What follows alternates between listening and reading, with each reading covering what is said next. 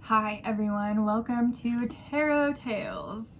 This is a series inspired by Kate's Regretless Life Tarot channel. I love her storytelling and it's a fun way to reach more people because collective readings can sometimes be very specific, whereas stories we all, we can all learn from stories. That's why storytelling has been popular since, humans have existed.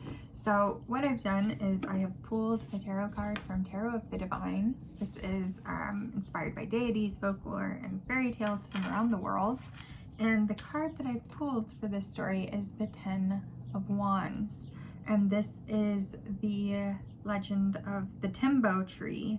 And we have Sagwa's daughter goes missing, and he sets out to find her, but he refuses to accept any help. Eventually, he dies, and a tree grows out of his ear. And the story here is that the tree is able to enjoy the fruits of his labor while he was not, because he never accepted any help. So really, it's a cautionary tale. And we'll see how that informs the story that the tarot is going to give us today. Okay. Tell me what's going on. Tell me about this story. Who are our characters? What's going on? Let's. Hey. Okay. Already a little chaotic. All right, we get the Ace of Cups, the Page of Pentacles, and the Ten of Cups. So we start off with a page who has a lot of love and a desire to grow that love. However, with their attention being so firmly placed onto that pentacle, it's like they have love, but they might be either distracted by money or think that they need to have money before they can have love. And we have another page at the bottom of the deck, a Page of Cups. So I think we have a Page of Wands and a Page of Cups, which is to say that they are, at the same level. And the page does not need to evolve into a knight or a king before he can approach this Page of Cups. They could grow together, but the page doesn't see it that way. Why does the page think he needs to do this alone? Why does the Page of Pentacles think that he needs to do this alone? Why does the Page of Pentacles think that he needs to do this alone? We get the Nine of Cups, the Fool, and the Six of Wands. Partially because they're very independent. Nines are about that independence. Partially because he's naive, and partially because he is totally misreading the situation. He thinks that he's gonna come in and have all of this wealth that he's acquired, and he's going to be, that Page of Cups is going to welcome him as a hero. So he sees himself as the hero of this tale, a solitary hero. And what does the Page of Cups think of this? What does the Page of Cups think of this behavior? How does the Page of Cups feel? I would imagine not entirely pleased, but This isn't my imagination. It's the cards. Let's see what the cards tell us. This Page of Pentacles has a very specific vision.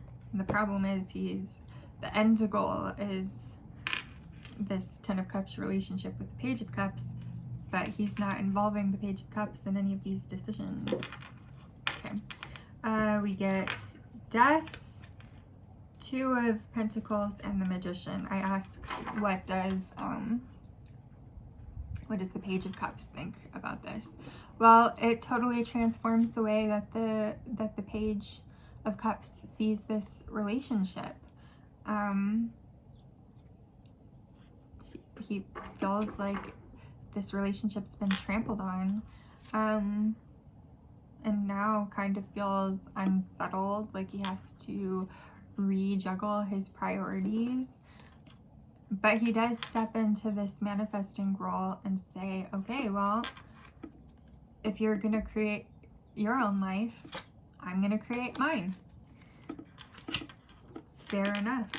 And we do have that Page of Cups transforming into a Queen of Pentacles, which is interesting because this is where that Page of, if they had evolved together and this Page of Pentacles had transformed into the King of Pentacles, then they would have been a matched pair, right? If they had grown together.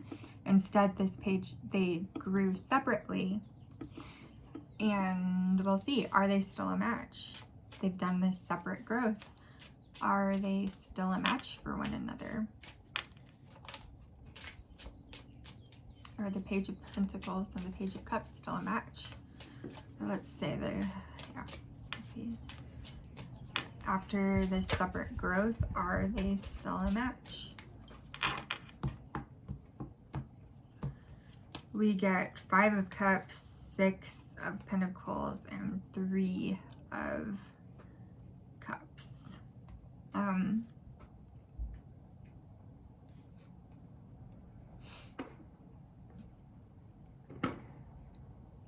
It seems like at first they are going to mourn the time that they lost. They are going to come together, and now instead of this separateness, instead of the Page of Pentacles thinking that he needs to go on this adventure alone, we have this equality between them, and that brings celebration and joy. Okay.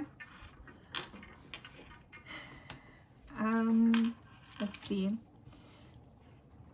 Let's get one final message on each of them separately, and then one final message on them together. One final message for the Page of Pentacles, please. One final message for the Page of Pentacles. So it seems like thus far this Ten of Wands was a cautionary tale, not a true tale, at least in this story. Four of Swords, Five of Wands, Two of Swords. So the Page of Pentacles is going to have to take some time to rest.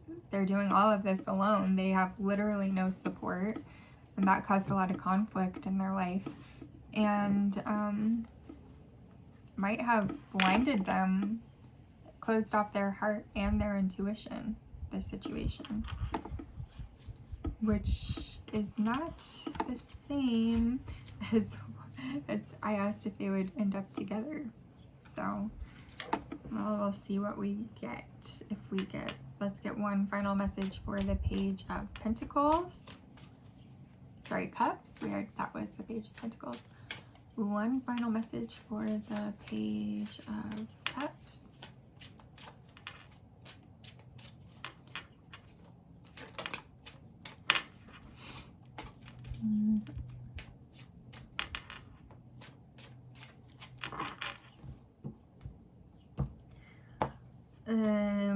Four of Pentacles, Eight of Cups, Knight of Wands.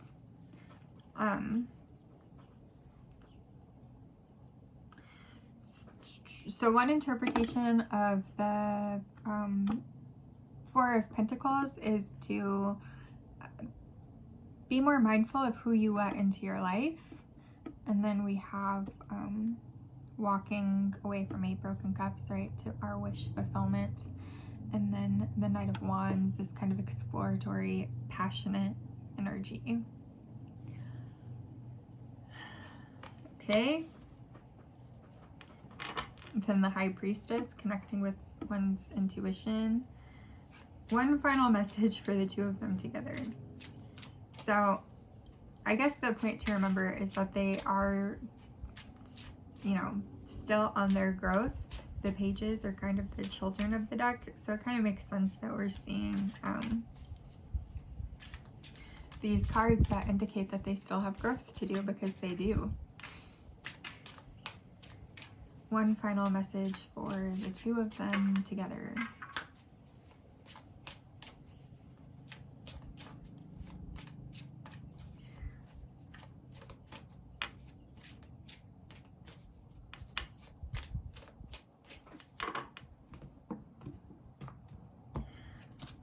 Four of Wands, Queen of Cups, and the Hierophant.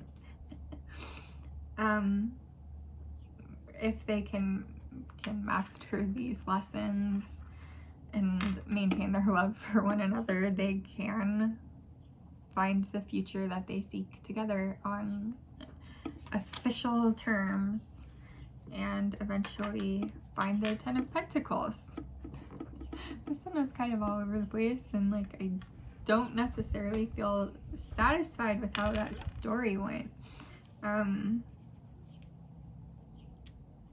But I guess it's like mirrors real life, the ups and the downs. Like they go their separate ways, they come back together, they still have trials and tribulations. And really, I mean, the 10 of Pentacles is not necessarily happily ever after. Like the people on these cards still have their highs and their lows and their fights and their arguments and joy and laughter together. They have everything. But they commit to each other, and through the highs and lows they express their love. Maybe this story wasn't entirely satisfying because it's just a little bit too close to real life, as opposed to like a myth or a fairy tale. But it does seem like they do accept the help of one another and they benefit from it, but not before first going through the tough times. Okay, so that one wasn't very satisfying to me. How did you feel about it? Let me know in the comments, and I'll see you next time.